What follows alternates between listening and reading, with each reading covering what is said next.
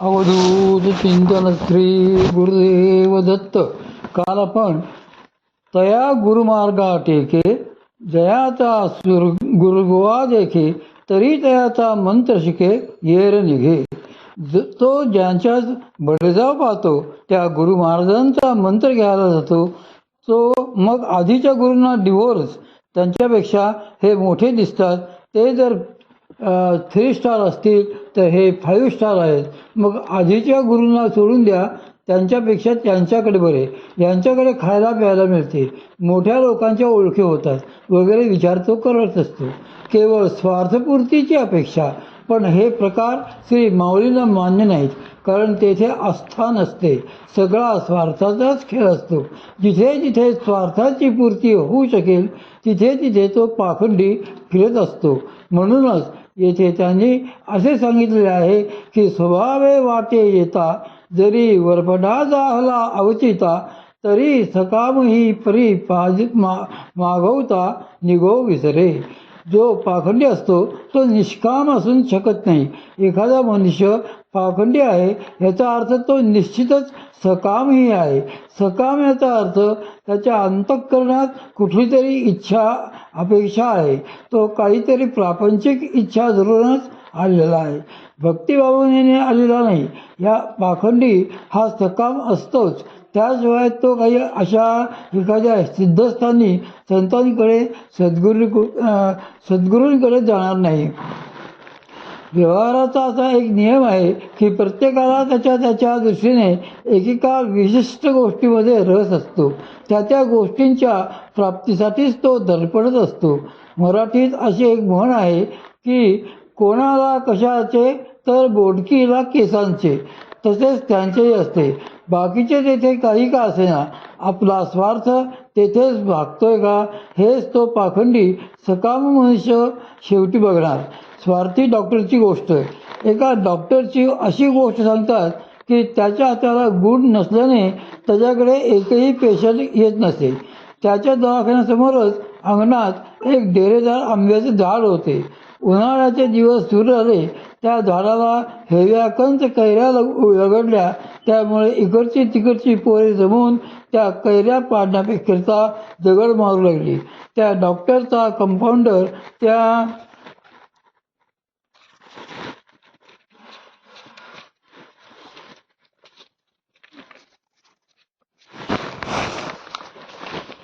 पोरांना बघून रागाने ओरडला, ए पोरांनो, चला इथून चालायला लागा, तुमच्या बापाचा माल आहे काय?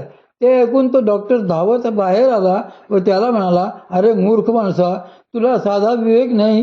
त्या पोरांना पोटभर कैऱ्या खाऊ देस, शिवाय वर आपल्याकडचे फ्रीजमधले गार पाणीही त्यांना प्यायला दे, म्हणजे ती सर्दी खोकल्याने आजारी पडतील आणि पेशंट म्हणून तरी माझ्याकडे येतील.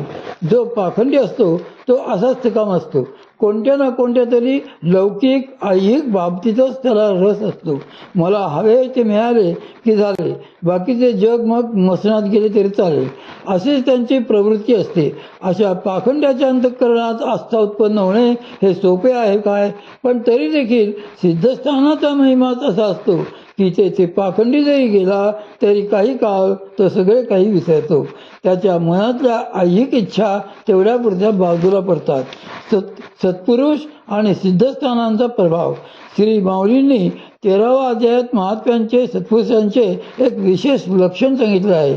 ते म्हणतात की का दर्शनात ये प्रशस्ती पुण्यपुरुष. एखाद्या सत्पुरुषाच्या दर्शनाने जर मनाला प्रसन्नता लाभत असेल तर ते निश्चितपणे पुण्यपुरुष आहेत म्हणून समजावे.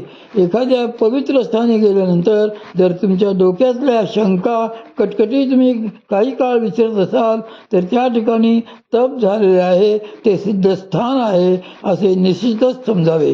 शांती आणि प्रसन्नता हे खऱ्या महात्म्यांचे सत्पुरुषांचे अंगभूत लक्षण असते व त्यांचे तेच लक्षण हे त्यांच्या वसतीच्या स्थानामध्ये देखील उतरलेले असते. म्हणून जेथे खऱ्या संतांचे वास्तव्य असते त्या स्थानामध्ये ते लक्षण प्रकर्षाने जाणवत असते. त्यामुळेच अशा स्थानी बसले असता मन शांत होते. मनातल्या इच्छा आकांक्षा, राग, लोभ, द्वेष काही काळ बाजूला होतात. मात्र तुम्ही तेथून बाहेर आलात की मग ते सर्व पुन्हा तुमच्या मागे लागते. कारण तुमचे चित्त काही शुद्ध झालेले नसते. तो त्या स्थानाचा तात्पुरता प्रभाव असतो. तुम्हाला ती शांतता, प्रसन्नता जर कायमची टिकवून धरायची असेल तर मग त्या स्थानाला, त्या सत्पुरुषांना पूर्ण शरणागत झालं पाहिजे. त्याशिवाय ते अनुभव टिकून राहू शकत नाहीत. श्री क्षेत्र गाणगापूरच्या बाबतीत हे प्रसिद्धच आहे की तेथे बाहेरची बाधा, भूत पिशाचांचा त्रास दूर होतो. ज्यांना पिशाची बाधा झाली असेल त्यांना तेथे मुद्दाम नेतात. मग आरतीच्या वेळी अदृश्य असे देवांचे गण त्या भूतांना बडवतात आणि त्यांना हाकलून लावतात. त्यामुळे बाधा दूर होते. अनुभवी पिशाचे, पण त्यातही काही अनुभवी पिशाचे असतात. ती धाड सोडावे लागू नये म्हणून काही युक्त्या करीत असतात. कारण ती अनेकांना भाजून मुरब्बी झालेली असतात. ती कुणा एखाद्या मनुष्य शरीरात शिरली म्हणजे त्यांनी एखादे झाड धरले आणि त्याला गाणगापूरला आणले की देवांचे गण त्यांना त्या मनुष्याच्या शरीरातून बाहेर खेचून हाकलतात. त्या माणसाच्या शरीरातून ती निघतात आणि मग दुसरे गिऱ्हाईक शोधू लागतात. त्यांच्या गाठीला अगोदरचा पहिल्या माणसांचा अनुभव असतोच. त्यामुळे त्यांना पुन्हा पुढच्या वेळेस जर गाणगापूरला आणले तर ती विचार करतात की अरे, मागच्या वेळी मंदिरात गेल्यावर आपल्याला घालवून लावले होते. म्हणून गाणगापूरची वेस दिसतात ती तेथेच उतरून बाहेर कुठेतरी थांबतात. त्यामुळे पिशाचबाधा झालेल्या व्यक्तीला मंदिरात गेल्यानंतर आरतीच्या वेळी काहीही होत नाही, संचारच होत नाही. ते बघून पुजारी सांगतात की याला काहीही झाले नाहीये, त्यामुळे याला परत घेऊन जा. तेथून निघून तो माणूस परत वेशीपाशी आला की ते बाहेर वाट बघत थांबलेले पिशाच पुन्हा त्यांच्या मानगुटीवर बसते.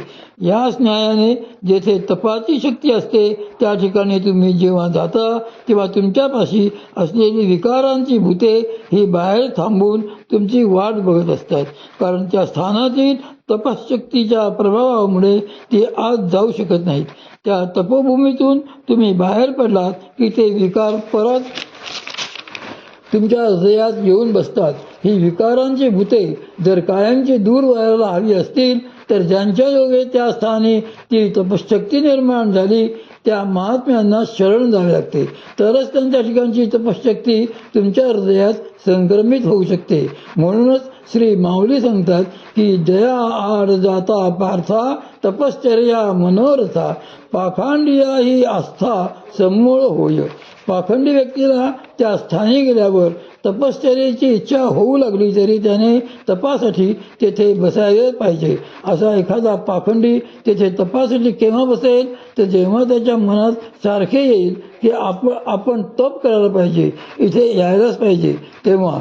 असे वारंवार मनोरथ होऊन जर तो खरेच तेथे तपाला साधनेला बसला तर त्याचे कल्याणच होईल. पण ती पुढची गोष्ट झाली.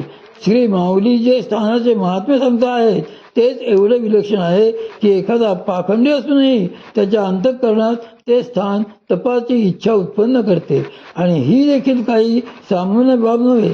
श्री माऊली या पुढच्या ओवीत सांगतात की स्वभावे वाटे येता, जरी वरपडाचा आला अवचिता, तरी सकामही परी मागवता निघो विसरे.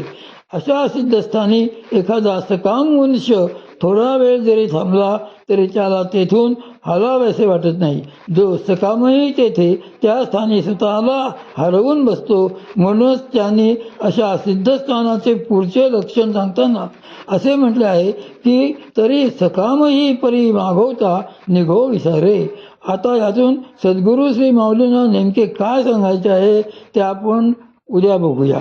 अवधूत चिंतन श्री गुरुदेव दत्त.